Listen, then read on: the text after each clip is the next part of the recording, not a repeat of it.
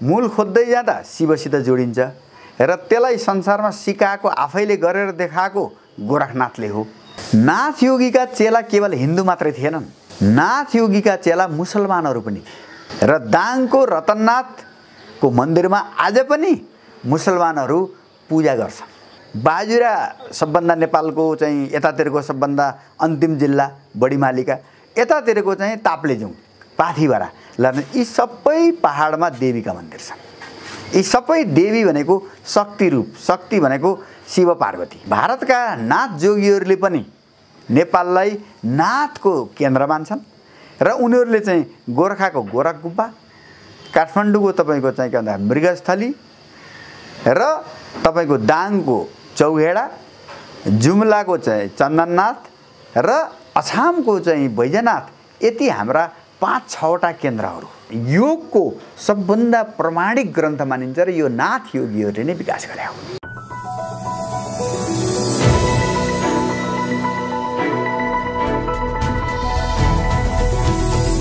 हिमाल online TV. गुरु गोरखनाथ र नेपाल बीचको सांस्कृतिक र ऐतिहासिक सम्बन्ध अथवा महत्त्व के रहेको छ? को हुन् गुरु गोरखनाथ? उहाँको दर्शन के हो?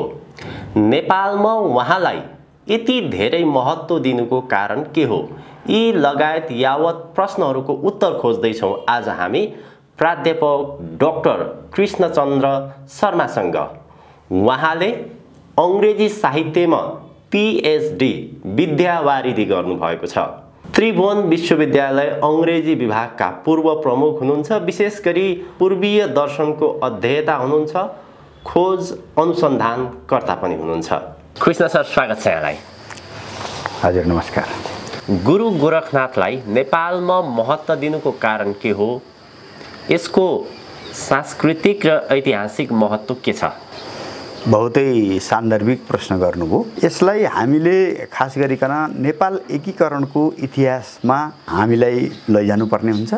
नेपाल एकीकरणको इतिहासको सुरुवात नै पृथ्वीनारायण शाह 6 वर्षका हुँदा उनले चाहिँ गोर्खा जिल्लाको गोरख गुफामा गोरखनाथ योगीलाई 12 वर्षको उमेरका त्यहाँ उनले देखिसकेपछि गोरखनाथले जाऊ मुवासँग गएर दही मागेर लिएर आऊ भनेर चाहिँ पृथ्वीनारायण शाहलाई अराइसकेपछि उनले पृथ्वीनारायण शाहले आएर आफ्नी आमासँग यस्ता यस्ता चाहिँ बाल योगी भेटेँ मैले र उहाँले मलाई यस्तो आदेश दिनुभयो भनेपछि उहाँको मुहाले ओहो ती त महान सिद्ध योगी हुन्, अब उनले भनेको मान्नुपर्छ भनेर मुहाले चाहिँ एउटा कचौरामा दही दिनुभयो र दही लिएर चाहिँ पृथ्वीनारायण शाह गुरु गोरखनाथकोमा जानुभयो। गोरखनाथले चाहिँ दही आफूले मुखमा राखेर त्यो उनलाई हात थाप भनेर चाहिँ पृथ्वीनारायण शाहलाई हात थाप्न लाउनुभयो।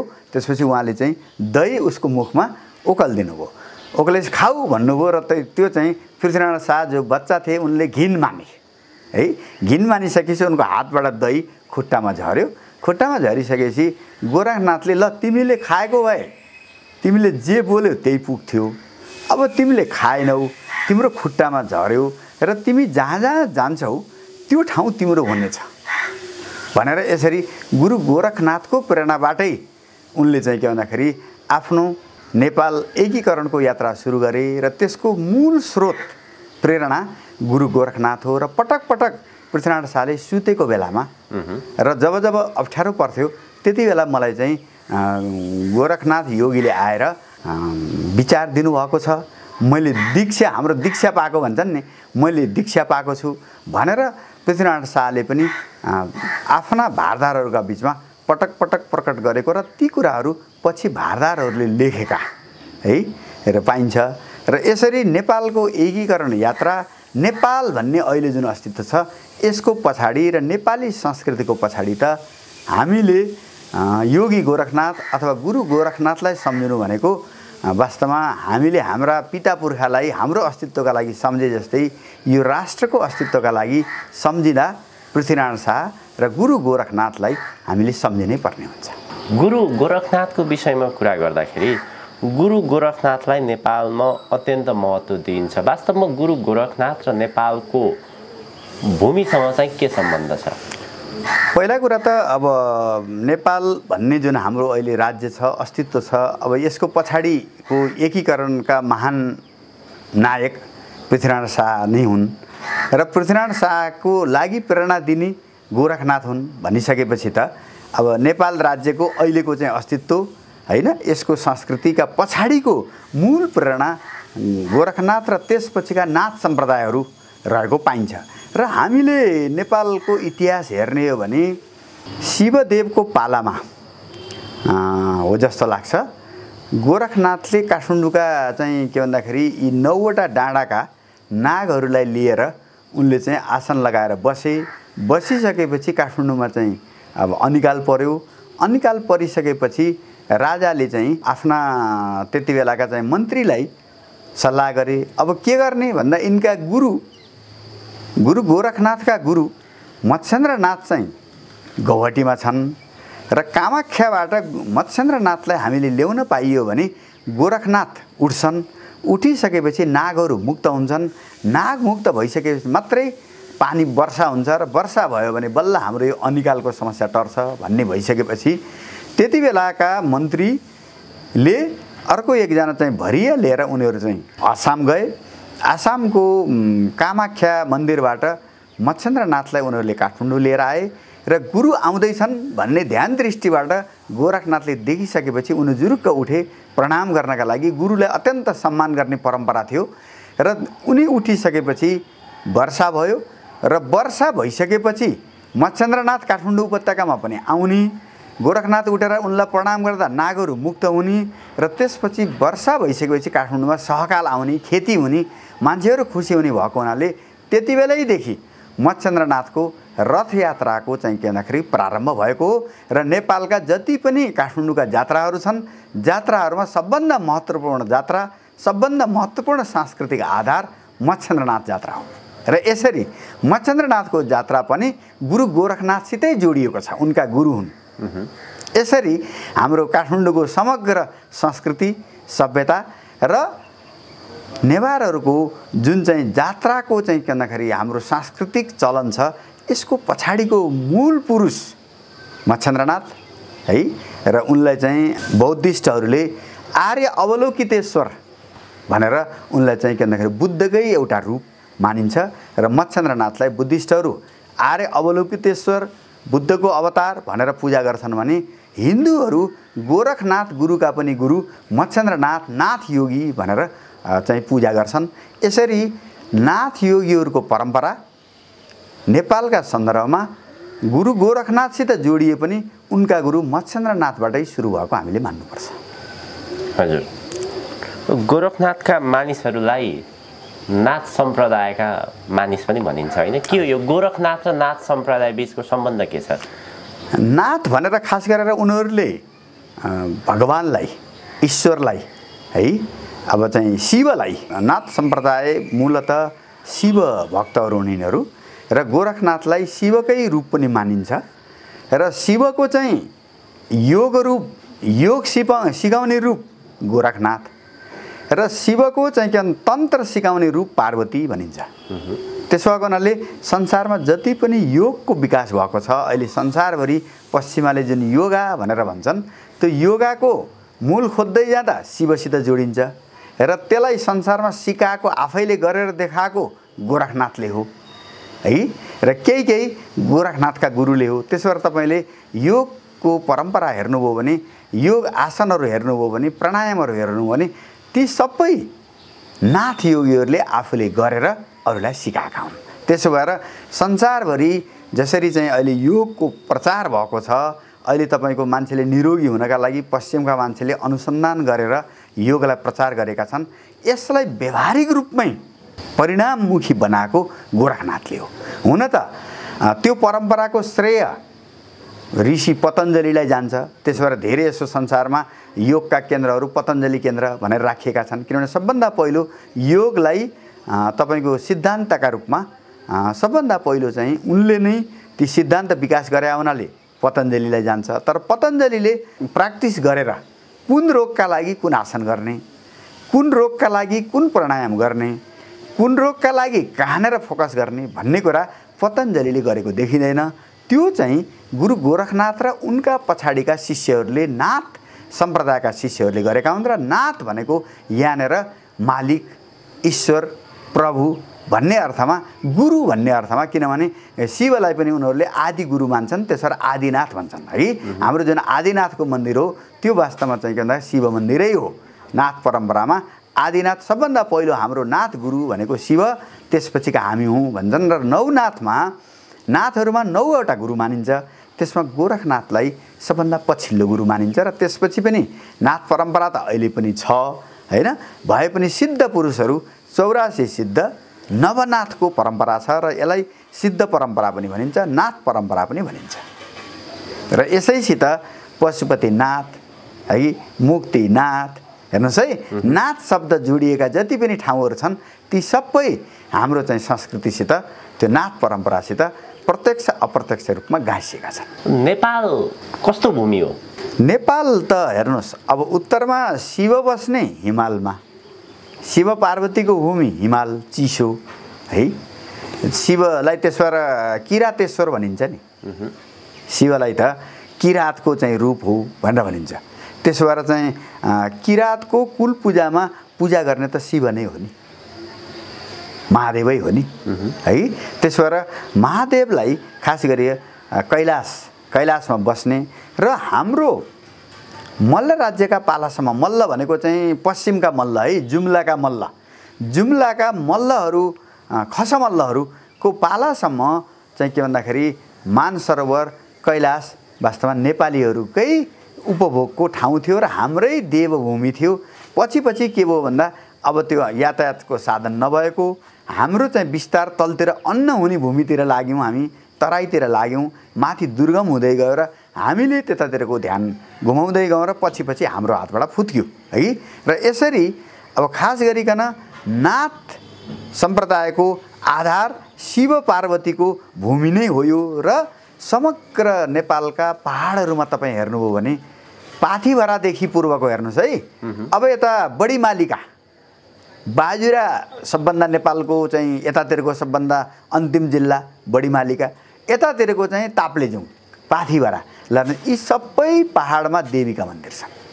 यी सबै देवी भनेको शक्ति रूप, शक्ति भनेको शिव पार्वती है कि।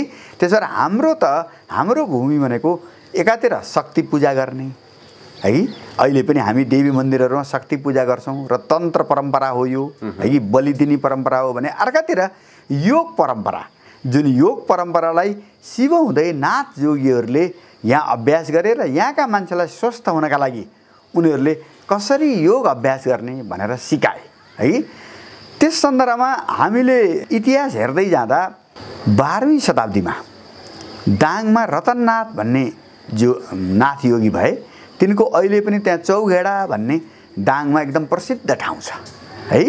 त्यो चाहिँ अहिले पनि त्यो चाहिँ त्यहाँ वरिपरिका सबै मान्छेले त्यहाँ गएर पूजा गर्छन् दाङमा। भने 14वीं शताब्दीमा हामीले जुम्लामा हेऱ्यौँ भने त्यति बेला चन्दननाथ भन्ने नाथ जोगी थिए। तिनीहरूले त्यति बेला त्यहाँका राजाहरूलाई राजमुकुट पहिराउने काम नाथ जोगीहरूले गर्थे जुम्लामा। भने पछि चाहिँ अछाममा बैजनाथ भन्ने चाहिँ, अहिले पनि अछाममा बैजनाथ भन्ने ठाउँ छ, त्यो बैजनाथमा बैजनाथ नाम गरेका नाथ जोगी भए। तिनले त्यो क्षेत्रमा चाहिँ के भन्दाखेरि त्यहाँका मान्छेहरूलाई योग सिकाउने, ज्ञान सिकाउने काम गरे। यसरी जुम्लाका चन्दननाथ, अछामका बैजनाथ, दाङका रतननाथ हाम्रा यी चाहिँ अत्यन्त नेपालका प्रसिद्ध नाथ जोगीहरू हुन्। र यिनीहरूको प्रभाव यहाँ मात्रै थिएन, रतननाथको प्रभाव अफगानिस्तानको काबुलमा रतननाथको तपाईँको चाहिँ पादुका छ, त्यहाँ त्यति बेला चाहिँ उनलाई पूजा गरिन्थ्यो है। र अर्को पृथ्वीनारायण शाहले आफू जीवित छँदा 2टा जोगीहरूको उहाँले जहिले पनि सल्लाह लिने गर्नुहुन्थ्यो र ती 2टा जोगी भनेको एउटा सल्यानका भगवन्तनाथ र अर्को गुल्मी रेसुङ्गाका स्वामी शशिधर। र यी त 2टा महात्माहरू आउँदा पृथ्वीनारायण शाहले आफू गद्दीबाट उठेर उहाँहरूलाई पहिला आसनमा बसालेर त्यसपछि बल्ल आफू चाहिँ आसनमा बस्नुहुन्थ्यो। र भगवन्तनाथ सल्यानमा राणा गाउँ भन्ने छ, त्यहाँ अहिले पनि चाहिँ नाथहरूको मन्दिर छ। र ती भगवन्तनाथ त्यति बेला सल्यानी राजा श्रीकृष्ण शाह भन्ने सल्यानी राजा थिए। ती श्रीकृष्ण शाहले उनलाई दाङ त्यति बेला सल्यान अन्तर्गतै पर्थ्यो, दाङमा एउटा श्री गाउँ भन्ने चाहिँ गाउँ उनलाई बिर्ता दिएका थिए र भगवन्तनाथ दाङमा जान चाहन्थे। दाङमा सजिलो है, फुलबारी बनाउन, खेतीपाती गर्न, चेलाहरूलाई चाहिँ उ गर्नका लागि। तर पृथ्वीनारायण शाहले भगवन्तनाथलाई के भन्नुभयो भने, गुरु म राज्य विस्तारको क्रममा छु र मलाई तपाईहरुको सहयोग चाहिन्छ। मेरो नेपाली सेना पश्चिममा जाँदा तपाईहरुका ठाउँ-ठाउँमा तपाईहरुका आश्रमहरू छन्, नाथ योगीहरुका केन्द्रहरू छन्, तपाईहरुले हाम्रो सेनालाई सहयोग गर्न सक्नुहुन्छ। त्यतातिरको भूगोलका बारेमा, त्यतातिरका नदी नालाका बारेमा, त्यति बेला पुलहरू थिएनन् हैन, नदी तर्नु पर्ने थियो, कहाँनेर चाहिँ साखर छ। त्यसो भएको हुनाले मेरो राज्य विस्तार रहँदासम्म, म छँदासम्म हजुर चाहिँ सल्यानमै बसेर नेपाली सेनाको विस्तारमा, नेपाल राज्यको एकीकरणमा हजुरले मलाई सहयोग गर्नुपर्छ भनेपछि भगवन्तनाथले पृथ्वीनारायण शाह जिउँदो छँदासम्म 1831 मा पृथ्वीनारायण शाहको देहावसान भयो नुवाकोटमा है। 1831 मा पृथ्वीनारायण शाहको देहावसान भइसकेपछि मात्रै भगवन्तनाथ सल्यानबाट दाङ झारे र पछि 1840 को दशकमा भगवन्तनाथको त्यही चाहिँ दाङमै त्यही श्री गाउँमा उहाँले चाहिँ देह छोड्नुभयो र अहिले पनि भगवन्तनाथको समाधि दाङको त्यही श्री गाउँमा छ। र यसरी अब यो पृथ्वीनारायण शाहले त्यति बेला नाथ जोगीहरूलाई लेखेका धेरै चिठीहरू छन्। ती चिठीहरू जनकलाल शर्माको जोस्मनी सन्त परम्परा र नेपाली साहित्य हो, यो पुस्तकको पछाडिपट्टि परिशिष्टमा पृथ्वीनारायण शाहले त्यति बेला लेखेका चिठीहरू छन्। र यसरी हाम्रो त्यति बेलाको इतिहास, पृथ्वीनारायण शाहले राज्य एकीकरण पश्चिमतिर गर्दाखेरिको इतिहास र अभी नाथ जोगीहरूको त्यति बेला चाहिँ हाम्रो राज्य विस्तारमा गरेको सक्रिय सहयोग नै हाम्रो चाहिँ के भन्दा राज्य विस्तारमा, हाम्रो नेपालको निर्माणमा अत्यन्त ठुलो भूमिका निर्वाह यसले गर्यो भने अर्कातिर सुदूरपश्चिम, मध्यपश्चिमको समग्र भूमि नाथ जोगीहरूको भूमि हो।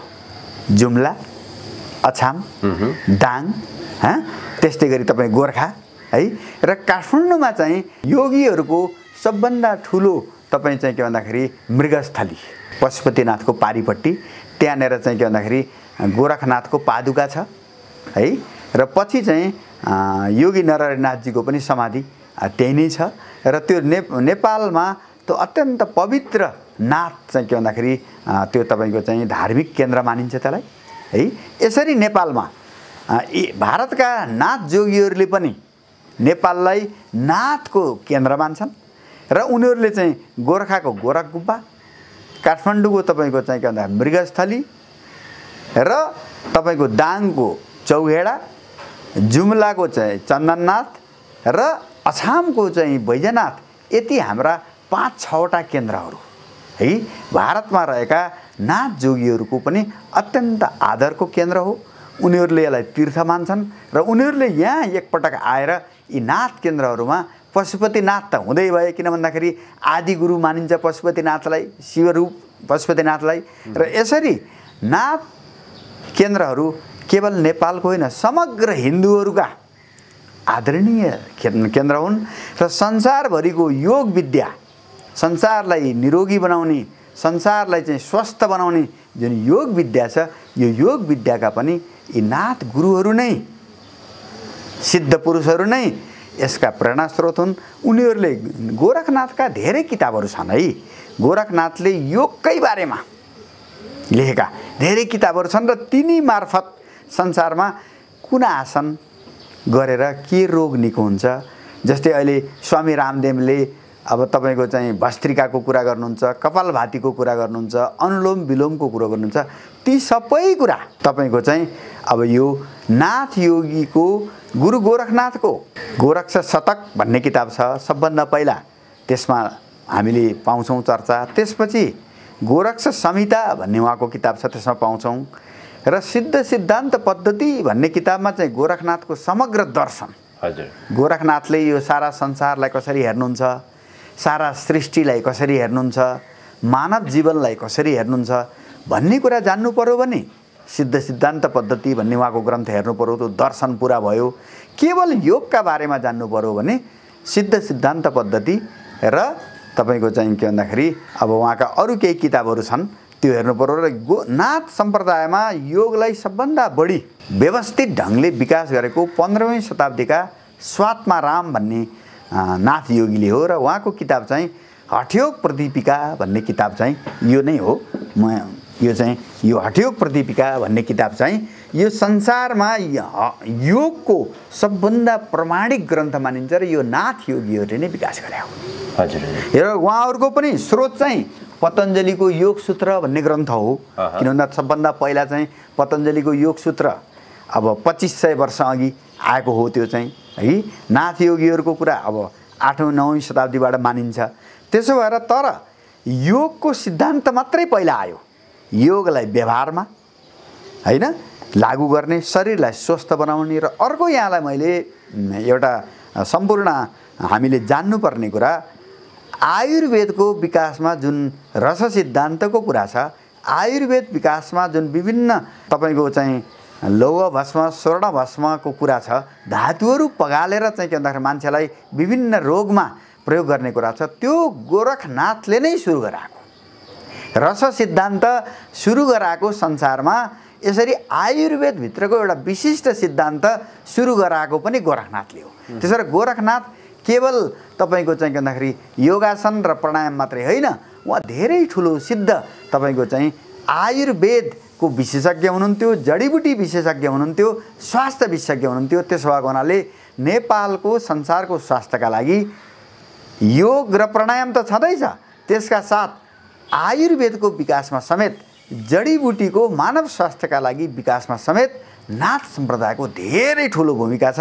र गोरखनाथले दिएको भूमिकालाई त्यसपछिका नाथ योगीहरूले रतननाथ, चन्दननाथ, तपाईको बैजनाथ हुँदै तपाईको चाहिँ योगी नरहरिनाथसम्म, योगी नरहरिनाथलाई हामीले साह्रै सम्झिनुपर्छ। किनभने उहाँले नेपालका सबै त्यति बेला गाउँ पञ्चायत भनौँ पुरानोमा, अब अहिले गाविस नगरपालिका भए है कि, ती सबै तपाईको चाहिँ त्यति बेला 4000 भन्दा केही बढी गाउँ पञ्चायतहरू थिए। ती सबै गाउँ पञ्चायतमा उहाँ पुगेर नेपालको इतिहास, नेपालको संस्कृति के हो भनेर ती शिलालेखहरू, ताम्रपत्रहरू ती सबै उहाँले जोडेर चाहिँ हिमवत खण्ड भन्ने तपाईको चाहिँ अब त्यो ग्रन्थ विकास गर्नुभयो। र त्यस्तै इतिहास प्रकाशमा हाम्रो नेपालको राजनीतिक इतिहास मात्रै होइन, हाम्रो सांस्कृतिक इतिहास, आज हामी जे कुरा गरिरहेका छौँ यो सांस्कृतिक इतिहास हो है, यो सांस्कृतिक इतिहास हो।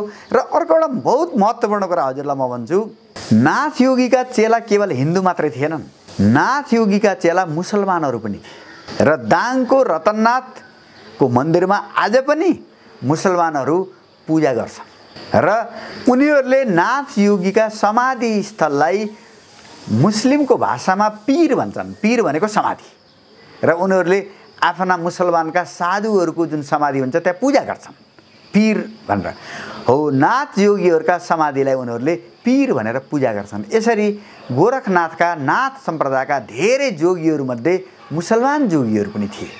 त्यसो भएर यसको प्रभाव पाकिस्तान, अफगानिस्तानमा पनि थियो है। र यसरी नाथ योगीहरूको तपाईको आश्रमभित्र छुवाछुत, जातपात, तपाईको उँच नीच थिएन। जस्तै तपाईको योग प्राणायाममा कुनै जातपात हुँदैन नि, यो त तपाईले स्वस्थ रहनका लागि सिक्ने पद्धति हो, विज्ञान हो। जसरी योग एउटा विज्ञान हो, नाथ सम्प्रदायले गरेको विचार चिन्तन पनि अत्यन्त मानव समुदायका लागि खुल्ला यो चाहिँ के भन्दाखेरि परम्परा हो। र यसलाई अहिलेका हामी हिन्दू समाज जसरी विभाजित छ त्यसले चाहिँ वास्तवमा सिक्नुपर्छ। किन भन्दा हाम्रो पुरानो परम्परा, हाम्रो पुरानो संस्कृति यो विभेद, छुवाछुत हैन को होइन। यो चाहिँ के भन्दाखेरि मान्छेले ज्ञान कुनै जातको कुरा होइन, ज्ञान क्षमताको कुरा हो। जसले सक्छ उसले त्यो क्षमता ग्रहण गर्ने हो, नसक्नेले जान्ने मान्छेका लागि प्रोत्साहित गर्ने हो भन्ने परम्पराको एउटा चाहिँ उदाहरण तपाईको चाहिँ नाथ परम्परा हो। गुरु गोरखनाथको दर्शन के हो? गोरखनाथको दर्शन चाहिँ सबभन्दा पहिला कुरा यो सारा संसारमा जे छ त्यो हाम्रो शरीरमा छ। त्यसो भएको हुनाले बाहिर धेरै नदौड, पहिला आफूलाई बुझ है। सारा संसारको निर्माण 5 तत्त्वबाट भएको छ है जस्तै पृथ्वी भनेको वेट हो हैन पृथ्वी त्यसपछि जल त्यसपछि तातोपन अग्नि हैन त्यसपछि वायु र त्यसपछि चाहिँ आकाश भनेको हुर्किने यति 5 वटा चीजले संसारको जीव निर्जीव सबै वस्तुको निर्माण भएको छ भने मान्छेको शरीरको निर्माण पनि यी 5 तत्त्वले नै भएको छ यदि हामीले हाम्रो शरीरमा यो 5 तत्त्वलाई बुझ्न सक्यौं भने हामीले यो ब्रह्माण्ड बुझ्न सक्छौं है नम्बर 1 नम्बर 2 यो ब्रह्माण्ड शक्ति स्वरूपमा जस्तै प्रकृतिमा फूल फुल्छन् नदीहरू बग्छन् चराहरू कराउँछन् मान्छे गतिशील हुन्छ यो शक्ति रूप हो यो इनर्जी भनेको शक्ति हो यो पार्वती हो है भने त्यो शक्ति रूपलाई प्रेरित गर्ने चेतना भनेको शिव हो अब हेर्नुस् है हो यसरी उनीहरुले के भने हाम्रो शरीरमा पनि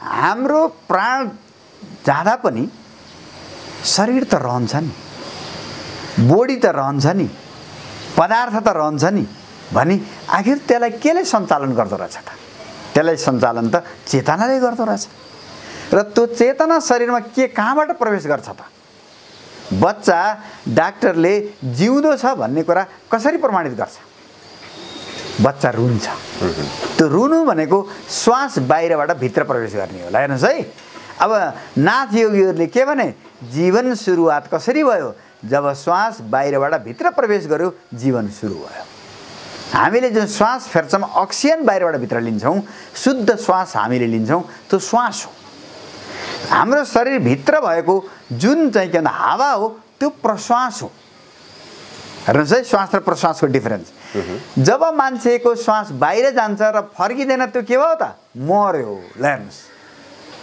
बाँच्नु भनेको श्वास बाहिरबाट भित्र पस्यो जीवन सुरु भयो जब भित्रको वायु बाहिर गएर फर्केन हामी मर्यौं यो नाथ सम्प्रदायको गुरु गोरखनाथ मत्स्येन्द्रनाथहरूले के भने पहिला जीवन बुझ जीवन कसरी सुरु भयो तिमीमा चेतना कसरी आयो चेतना वायुबाट आयो वायु शरीरमा कहाँबाट घुस्छ तिम्रो मुख्य रूपमा चाहिँ अब नाकबाट घुस्छ आँखाबाट घुस्छ कानबाट घुस्छ मुखबाट घुस्छ त्यही पनि मुख्य भनेको हामीले अब चाहिँ मुख बन्द राख्छौं आँखा र कानबाट जाने वायु नगण्य हुन्छ मुख्य नाकको प्वाल नै हो त्यसो भएको हुनाले जीवनलाई बुझ्नु छ भने पहिला कुरा हामीले यो जुन श्वास फेर्छौं त्यो श्वास फेर्ने पद्धतिलाई बुझ्नुपर्छ र त्यही भनेकै प्राणायाम हो है त्यसो समस्त योगमा प्राणायामलाई यति धेरै महत्त्व किन दियो भन्दाखेरि हामीले बाँच्ने भनेकै स्वस्थ हावालाई भित्र लैजाने हामी मर्ने भनेकै हामी भित्रको वायु बाहिर आएर नफर्कने है र स्वस्थ मान्छेको लक्षण भनेकै हामी भित्र दुईटा नाकबाट बग्ने वायु ठीक ढंगले उचित ढंगले बगिराख्यो भने हामी स्वस्थ छौं त्यसमा चाहिँ चाहिने भन्दा बढी तातोपन चाहिने भन्दा बढी चिसोपन भयो भने हामीलाई कि न्युमोनिया भयो कि ज्वरो आयो ल हेर्नुस् अब रोगलाई चिन्ने नै योग परम्परामा त नाडी हेर्नु पर्दैन योग परम्परामा उनीहरुले चाहिँ हातलाई यस्तो गरेर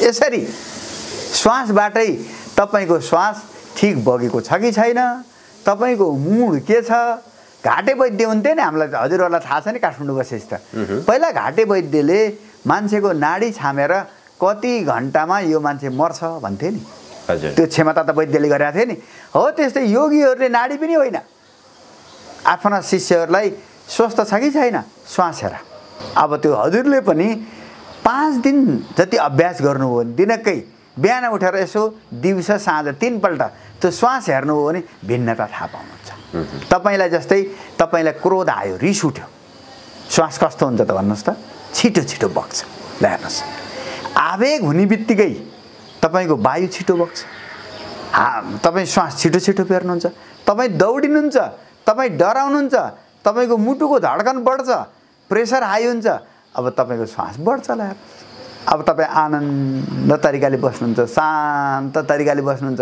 मरिलानु केही छैन यो जिन्दगी यस्तै हो मेरा पिता पुर्खाले के लाएर है मरेर गएका मान्छेले के लगेर मैले पो के लान्छु र भनेर तपाई बस्नुस् त तपाईको श्वास स्वतः शान्त शीतल हुन्छ ल हेर्नुस् भने अब योगीहरुले भने तिम्रो हेर है मानसिकताले वायुलाई प्रभावित गर्छ अब भनेस् त मनले वायुलाई प्रभावित गर्ने भयो नि मन चल्ने पनि वायुबाट हो तपाईँ खुसी हुने कुरा, दुखी हुने कुरा, तपाईँको मुडको कुरा सबै वायुसित सम्बन्धित छ है।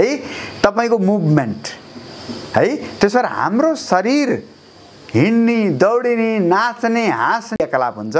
नाथ योगीहरूले के भने हाम्रा शरीरभित्र 5 खालका वायु छन्। ती पञ्चवायुले हामीलाई हँसाउँछन्, रुलाउँछन्, नचाउँछन्, रोगी निरोगी बनाउँछन्। त्यसो भएर अब नाथ सम्प्रदायको दर्शनले के भने यो सारा संसार बुझ्नका लागि आफूलाई बुझ, आफूलाई बुझ्नका लागि तिम्रो शरीरमा पृथ्वी भनेको के हो भन्दा खुट्टा हो। खुट्टाले हाम्रो शरीर पुरा धान्छ नि, वेट जति। जस्तै धरतीले यत्रो धरती धानेको छ नि, हाम्रो बोडीको धरती भनेको लेग्स हो, खुट्टा हो भने हाम्रो कम्मर भनेको जल हो। किनभने हामीले त्यहीँबाट दिशा पिसाब गर्ने सबै प्रक्रिया गर्ने भएको हुनाले जल क्षेत्र शरीरमा कम्मर हो। नाइटोको क्षेत्र, नाभि क्षेत्र हाम्रो अग्नि क्षेत्र हो। तपाईँलाई केही कुरो भयो भने जलन त्यही क्षेत्रमा हुन्छ।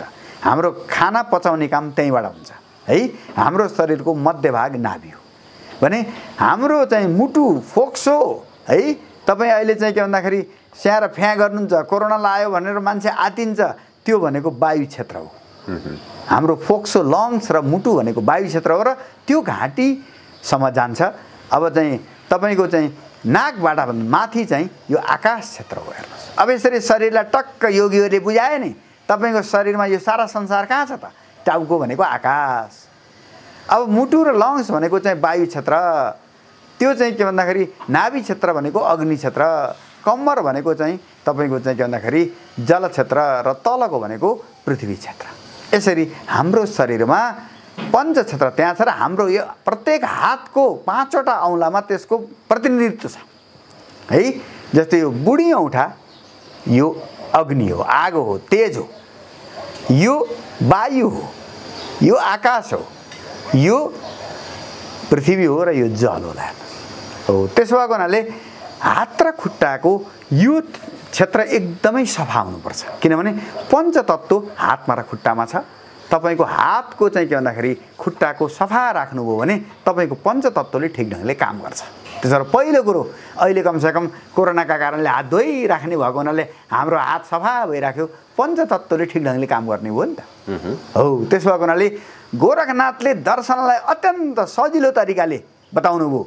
पञ्चतत्त्व संसार निर्माण हुने सबै तत्त्व तिनी भित्र छन् र अर्को यो पञ्चतत्त्वलाई केले चलाउँछ त? वायुले चलाउँछ।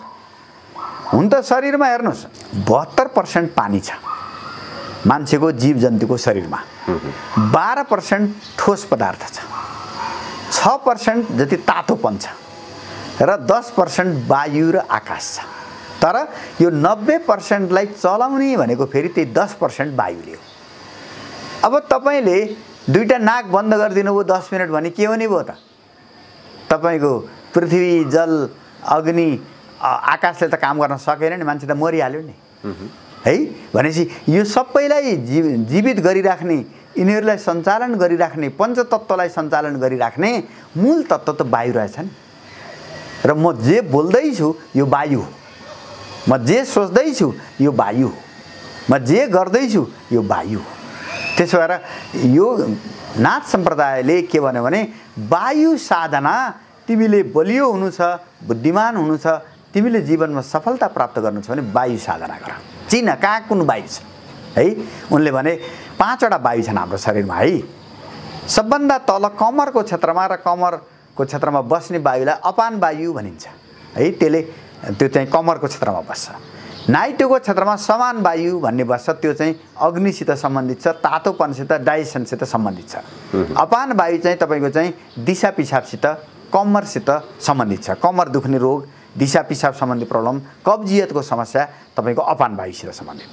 अब तपाईँको चाहिँ डाइजेस्टिभ सिस्टमको प्रब्लम होइन, तपाईँको चाहिँ पेट दुख्ने समस्या, आन्द्राका समस्या, यो सबै चाहिँ समान वायुसित जोडिन्छ भने तपाईँलाई चाहिँ दमको समस्या, न्युमोनियाको समस्या होइन, जस्तै अहिले रहेका महामारीका समस्या, यो तपाईँको चाहिँ प्राणवायु, फोक्सो, मुटुसित गाँसिएको छ है। भने अब टिबी भयो भने पनि प्राणवायुसित सम्बन्धित हुने भयो भने अब तपाईँको माथि घाँटी, घाँटीभन्दा माथि टाउको, यसमा चाहिँ उदान वायु हुन्छ र यसले चाहिँ तपाईँको टाउको दुख्ने समस्या छ भने, तपाईलाई टेन्सन हुन्छ भने त्यो उदान वायुको क्षेत्र हो र उदान वायुमै हात र खुट्टा पनि पर्छन्। हेर्नुहोस्, हात जमाउने खुट्टा जमाउने छ भने उदान वायु हुन्छ। हाम्रो शरीरभित्र पुरा नसामा बिहान वायु हुन्छ र त्यो मरिसकेपछि नि केही समय रहन्छ है। र यसरी नाथ सम्प्रदायले हामीलाई बहुत सजिलो तरिकाले, हेर्नुहोस् है, सारा संसारको दर्शन पनि यही शरीरमा छ र मेरो शक्ति सञ्चालन पनि वायुले गर्छ र मैले अब यदि सिद्ध पुरुष हुनु छ भने, योगी हुनु छ भने, बुद्धिमान हुनु छ भने र मभित्रका रोग छन् भने कुन वायुको क्षेत्रमा पर्छ त्यही वायुको साधना गर्नु पर्यो। र उहाँहरूले वायु साधनाका लागि आसनहरू भन्नुभएको छ। निश्चित आसन छन्, यत्तिकै हुँदैन, कुर्सीमा बसेर हुँदैन, त्यसलाई चाकलमाडे बस्नुपर्छ। हामी जसलाई चाहिँ सजिलरी बस्छौँ नि, क्रस लेग, अङ्ग्रेजीमा क्रस लेग भन्छ, एउटा खुट्टासित अर्को खुट्टा गरेर हामी सजिलरी बस्नु पर्यो। पहिला कुरा बसिसकेपछि जहिले पनि प्राणायाम गर्दा यो ध्यान मुद्रा, यसलाई ध्यान मुद्रा भन्छ है, यो तीनटा औँला टक्क यसरी राख्ने, यसलाई यसरी राख्ने, यो जहिले पनि यी दुईटा चाहिँ यो चाहिँ तपाईको घुँडामाथि राख्ने यसरी है, यो चाहिँ जहिले पनि चाहियो। त्यसपछि आँखा बन्द गर्ने, श्वास भित्र तान्ने। हेर्नुहोस्, जुन वायु साधना गर्दा पनि यति जरुरी छ र योग गर्ने मान्छेले जहिले पनि बस्दा, चाहे तपाईँ हिँड्दा होस्, बस्दा होस्, खाँदा होस्, तपाईको स्पिनल कोड, रीढको हड्डी सिधा हुनुपर्छ। तपाईँ टाउको ठाडो गरेर बस्नुपर्छ। योगले माग्ने एउटा ठाडो गरी बस्नुस्, अर्को चाहिँ आँखा बन्द गरेर मात्रै प्राणायाम गर्नुस्, ध्यान मुद्राको साधना प्रयोग गर्नुस्, राम्ररी सजिलरी बस्नुस् र खाली पेटमा साधना गर्नुस् है। र अरू बेला नि सकिन्छ, त्यसलाई तोकेको छ, केही सजिलरी गर्न सकिने, अरू बेला नि गर्न सकिने छन्। जस्तै अब यो अनुलोम विलोम भनेर रामदेवजीले जो सिकाउनुहुन्छ, एउटा नाकले श्वास तान्ने, अर्कोले फाल्ने, यो जति बेला नि गर्न सकिन्छ। त्यस्तै वज्रासन, दुईटा खुट्टा पछाडि गरेर जुन बस्ने हुन्छ, त्यो वज्रासन जति बेला नि गर्न सकिन्छ है। यसरी नाथ सम्प्रदायले त सारा संसारका लागि, हेर्नुहोस्, नेपालका लागि मात्रै होइन, सारा संसारका लागि स्वस्थ हुनका लागि आधा घण्टा मात्रै नाथ योगीहरूले भनेको आसन र प्राणायाम वायु साधना गरिन्छ भने कुनै मान्छे कहिले पनि बिरामी हुँदैन है। र उनीहरूले चाहिँ यसका लागि फेरि के गरेका छन् भने यो जम्मैले गर्न मिल्छ। यो तपाईको चाहिँ मार्शल आर्ट होइन, अब यो चाहिँ बक्सिङ होइन, यो कुस्ती होइन, यो चाहिँ एकदम सजिलरी तपाईको शरीरको जुन ऊर्जाको तह छ त्यो हिसाबले है। अब बच्चाले त पर्दैन, किनभने बच्चा आफै उफ्रिराख्छ है।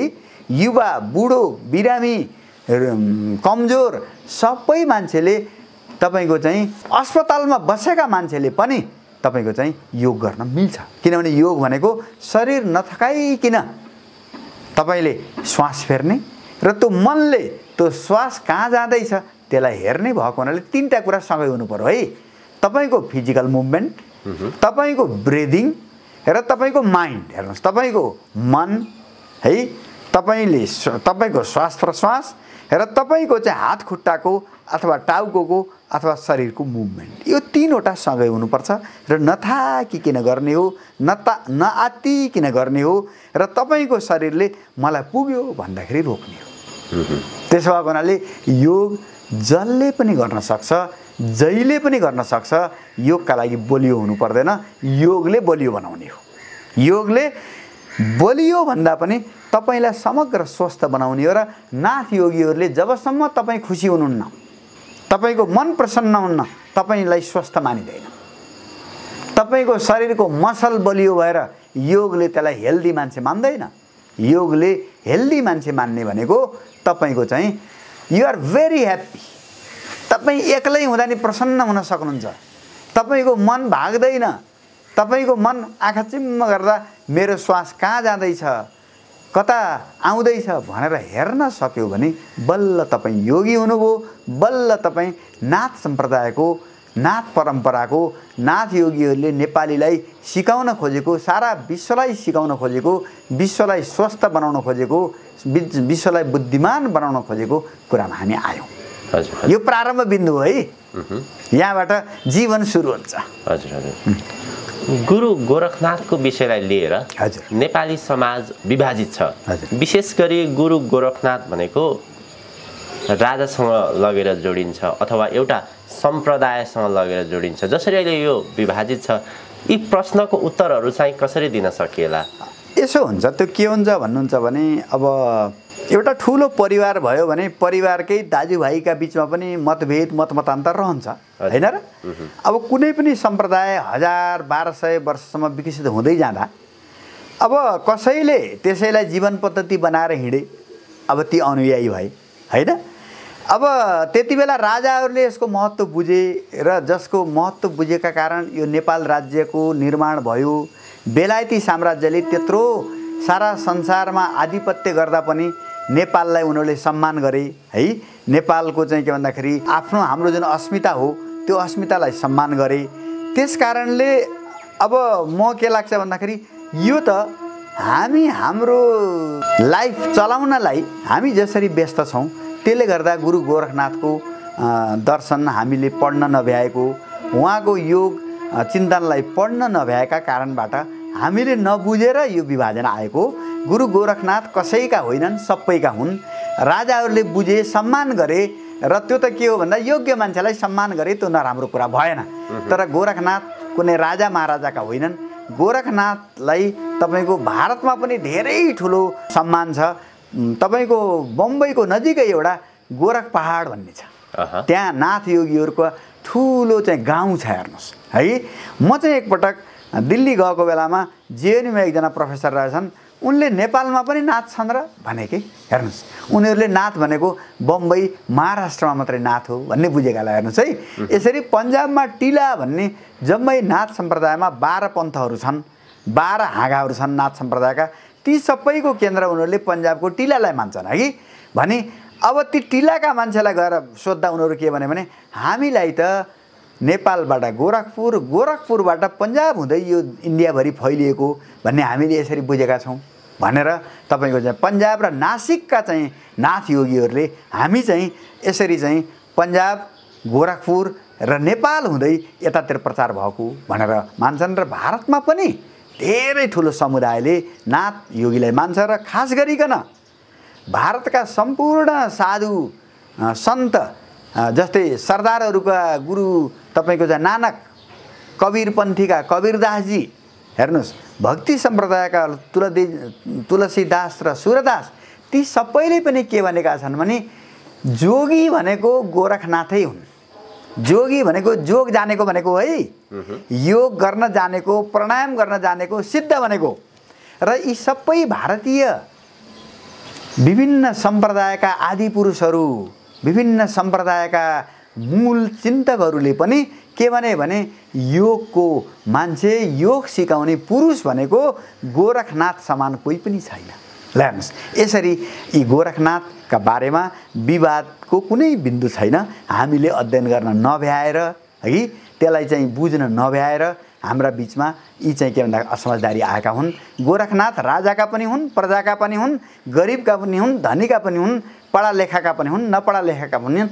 उनले त हामीलाई कसरी स्वस्थ हुने, कसरी हामी खुसी हुने भन्ने विचार दिएका हुन्। जसले त्यो विचार लिन सक्यो, जसले कुरा सिक्न सक्यो, त्यसका लागि गोरखनाथ महत्त्वपूर्ण छन्। त्यसो भएर यो त म के भन्छु भने गोरखनाथ त समस्त मानवका सम्पत्ति हुन्, मानवका स्रोत पुरुष हुन्। हामी सबैले वास्तवमा गोरखनाथलाई त बिहान बिहान सम्झिनुपर्छ, किनभने यिनले सबै मानव कल्याणका लागि कसरी चाहिँ हिँड्ने, कसरी सोच्ने, कसरी श्वास फेर्ने, कसरी प्राणायाम गर्ने, कसरी रोगबाट बच्ने, के खाने, के नखाने, कति खाने, यी सबै कुरा हामी मानवलाई सोचेर, संसारलाई सोचेर उनले हामीलाई यसरी बताए। त्यसो भएको हुनाले यो समाजले बुझेपछि विभाजन हुने बिन्दु म देख्दिनँ। विशेष गरी पूर्वीय दर्शनमा अथवा हिन्दू धर्ममा जुन जातको विभाजन गरिएको छ, धर्मको लडाइँ छ, यसलाई कसरी समाधान गर्न सकिएला भन्ने जो अहिले प्रश्न छ नि।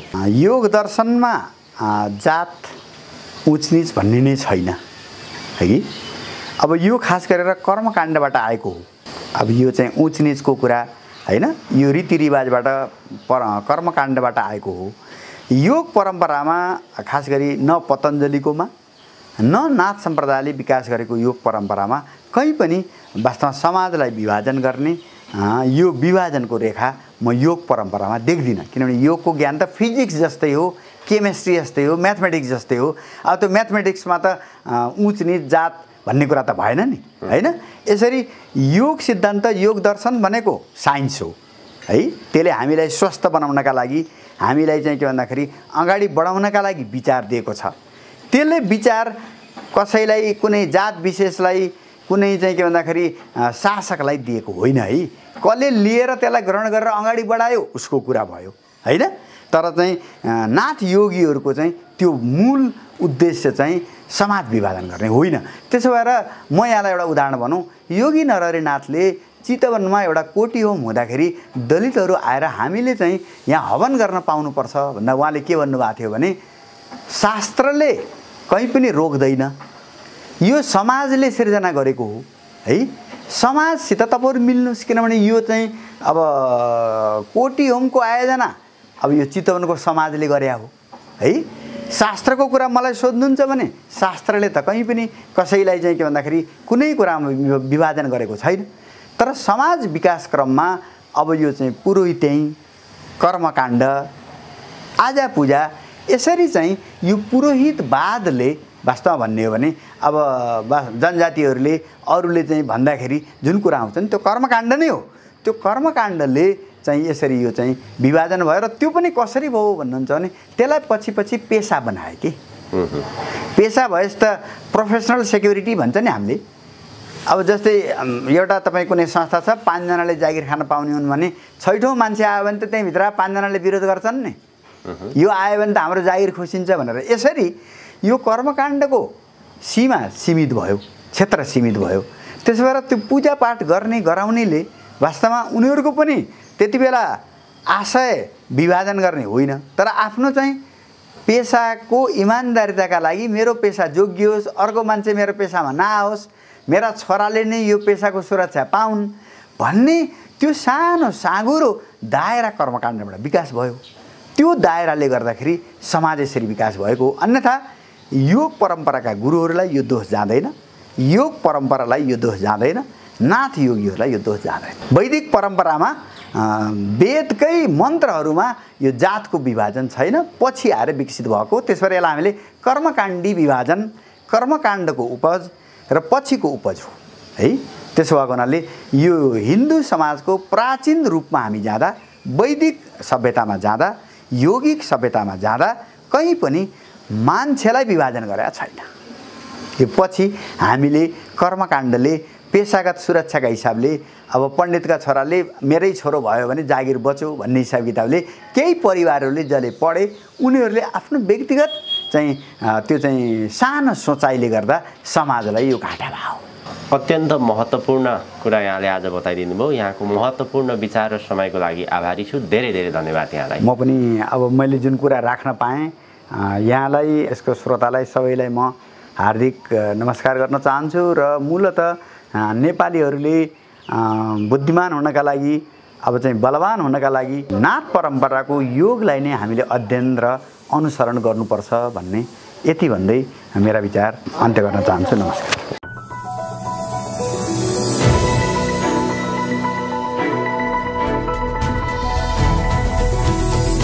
हिमाल अनलाइन टिभी।